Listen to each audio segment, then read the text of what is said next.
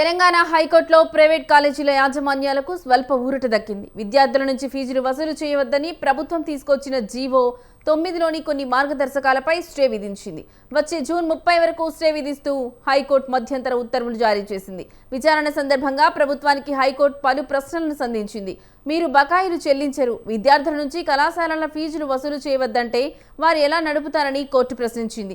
అలానే fee reimbursement కోసం ఎంత బడ్జెట్ కేటాయించారని అడిగింది. బడ్జెట్ సెషన్ కూడా అయిపోయినట్టు ఉందని, ఇంకా బకాయిలు ఎందుకు రిలీజ్ చేయలేదని ప్రభుత్వాన్ని హైకోర్టు ధర్మాసనం ప్రశ్నించింది.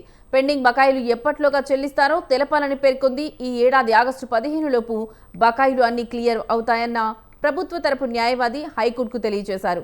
ఆగస్టు 15 లోపు బకాయిలు క్లియర్ అయితే ఆ రోజే మా పిటిషన్ వెనక్కి తీసుకుంటామని ప్రైవేట్ కాలేజీల యాజమాన్యాలు కోర్టుకు తెలిపాయి.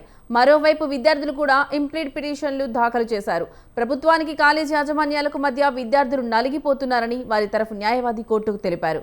ఈ బకాయిల ద్వారా 2, 3, 4 ఇయర్ స్టూడెంట్స్ నష్టపోకుండా చూడాలని ఆయన ధర్మాసనాన్ని కోరారు. ఈ ఏడాది కాలేజీలో చేరుతున్న విద్యార్థులకే ఇది వర్తించేలా చూడాలని వారి తరఫు న్యాయవాది కోర్టుకు విజ్ఞప్తి చేశారు.